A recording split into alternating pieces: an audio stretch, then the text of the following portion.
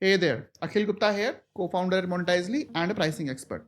Today, I am addressing one of the most common pricing tensions in SaaS companies. Your sales team pushing back on price increases.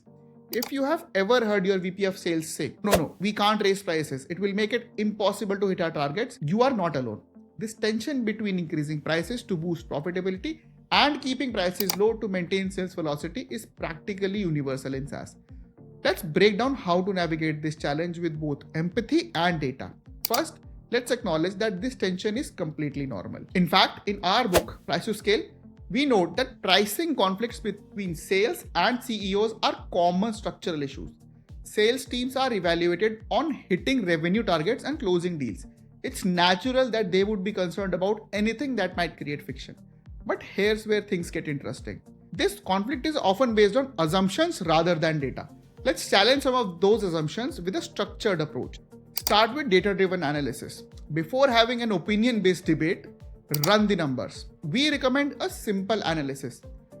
Calculate how many deals you would need to close at a higher price point to achieve the same revenue.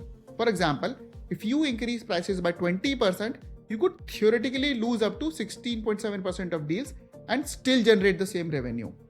Model the break-even point where higher average selling price compensates for potentially lower volume. This gives you a clear threshold for measuring success. Analyze your win-loss data. Are you actually losing deals because of price or for other reasons? In our experience, when companies conduct rigorous win-loss analysis, they often discover that price is cited as a convenient excuse rather than the actual reason deals fall through. Look at discounting patterns. If your sales team routinely discounts by 30 to 40%, you have room to increase list prices while maintaining effective prices. Now, this analysis creates an objective foundation for the discussion. Consider a phased implementation approach. One approach that works well for many SaaS companies is implementing price changes in phases. Start with new customers only. This preserves the existing pipeline and lets your sales team get comfortable with the new pricing on fresh prospects who have no pricing expectations. Create a transition period for existing customers. Customer CEO shared an important insight that we mentioned in our book. Customers wanted repeatable, consistent pricing that mapped to the budget they already had in place. Respect this by giving advance notice and perhaps grandfathering existing rates for a period. Test the new pricing with a subset of sales reps or territories before rolling out broadly. This creates internal case studies you can use to convince the broader team. Provide sales with safety nets. Your sales team's concerns about hitting numbers are legitimate. You need to address them directly. Consider temporary spiffs or incentives during the transition period to make it financially advantageous for the reps to sell at the new prices. Adjust quotas temporarily to account for potential longer sales cycles or lower volume as team adapts to the new pricing. Create a clear escalation path for exceptional circumstances. Your sales team should know that they have recourse for truly competitive situations where pricing flexibility is absolutely needed. Enhance your value proposition. Price increases are easier to justify when accompanied by enhanced value. Pair price increases with new features or capabilities that justify the higher cost. Develop premium packaging options that provide alternatives to discounting. Strengthen your ROI case with updated metrics and testimonials from successful customers. As the GitLab case in our book shows, when Scott Williamson led their pricing transformation, they enhanced their free tiers significantly while also introducing higher price packages with clear value differentiation. This balanced approach maintained market adoption while boosting revenue. Arm sales with strong messaging. Finally, address the objection handling. Create battle cards specifically addressing pricing objections. Train the team on value-based selling techniques rather than feature-based selling.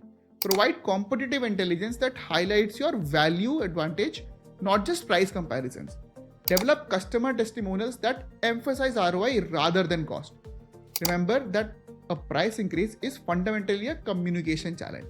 Your sales team needs to believe in the new pricing before they can convincingly sell it to customers. Let me walk through a practical example of how this might look. Imagine you are planning a 15% price increase. Here's the approach. Run the analysis showing that even if win rates drop by 13%, you will maintain the same revenue. share this with the sales leadership. Propose implementing the new pricing for new customers only starting next quarter, giving the sales team time to prepare. Offer a 3-month spiff where reps earn an additional 5% commission on deals closed at the new pricing.